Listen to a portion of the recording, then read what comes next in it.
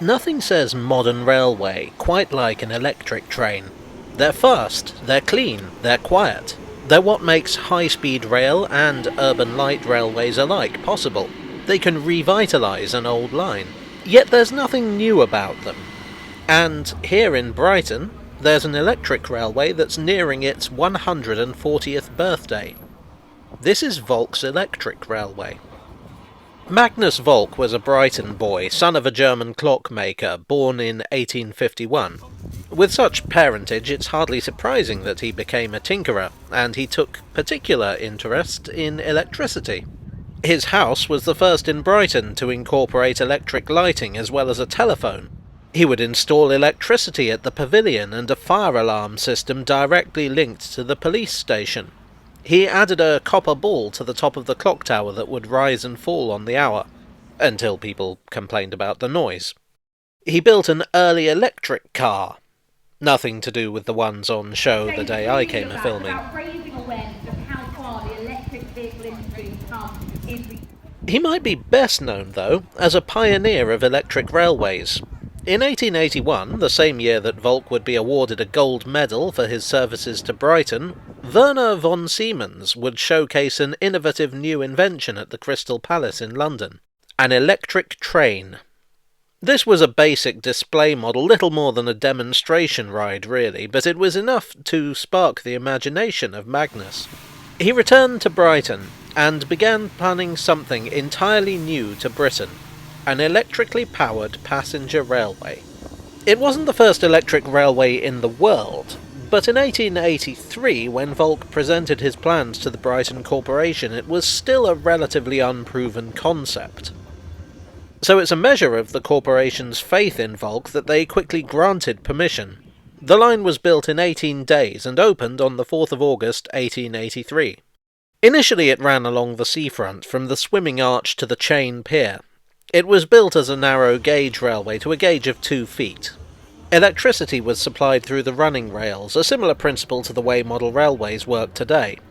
It was powered by the very same generator that Volk had used in his house.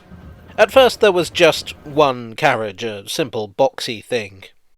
In 5 months, the line carried over 30,000 passengers, and the corporation were more than happy for Volk to extend the line further to Paston Place, Groyne. This is also known as Banjo Groyne, which would be a good name for an adult film star. On the 4th of April, 1884, the extension was complete, bringing the total length to 1,400 yards, or the equivalent in metres. That wasn't the only change made in that period.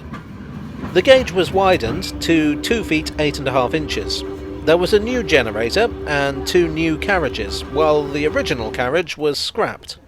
Volk planned a funicular railway to Marine Parade, powered by water rather than his favourite electricity, but sadly this was scrapped when it was almost complete, following a lot of complaints from the locals. The electric railway was popular with tourists, but very much a work in progress. Seawater and electric railways aren't exactly friends, and Volk had to raise the track on a viaduct and install a third rail pickup system to avoid the various issues that arose at high tide. Unfortunately, this bankrupted him in 1888. However, the corporation never lost faith in the engineer, and in 1891 Volk made plans to extend the line to Rottingdean. These came to nothing, as the line would have required the construction of an expensive viaduct beneath the not necessarily stable cliffs, or a tough gradient for the carriages to climb. Volk came up with an alternative plan: an utterly insane railway which, believe it or not... No. I'll save that one for the next video. It's so crazy that it definitely needs its own video. In 1901, the railway was extended again to Black Rock. In 1930 and 1935 it was cut back at both ends. In 1930, 200 yards were shaved off the swimming arch end to a new station by the aquarium, where it is today. And in 1935 it was cut back at the Black Rock end to make way for a Lido, which was a pretty bad day at Black Rock. In 1940 the corporation took the line over, and remains in charge to this day. In 1940 the line was closed due to the Second World War and the necessity to defend the south coast from invasion. In 1947 it reopened. Sadly, as with many British seaside resorts, Brighton suffered a decline with the rise in package tours in the 60s, and passenger numbers on the railway fell. The line was reduced to summer seasons only in 1954. However, it never closed. These days, the Volks Electric Railway Association, or VERA to its friends, helps the corporation to keep the line going. At present, the line has 7 cars. The oldest, 3 and 4, date back to 1896. The newest, 10, was built in 1926. There have been a number of others over the years, including 2 that formerly resided at Southend Pier Railway and have now been preserved. There are 3 stations: Aquarium, Halfway, and Black Rock. Black Rock has been rebuilt no fewer than 4 times, and these days serves the marina. The railway remains a tourist attraction and is now the oldest electric railway in the world.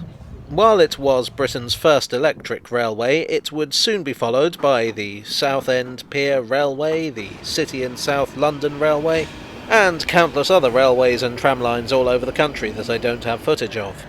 These days, electric railways are hardly uncommon in Britain, but never forget that it was Volk's narrow gauge line here in Brighton that started it all.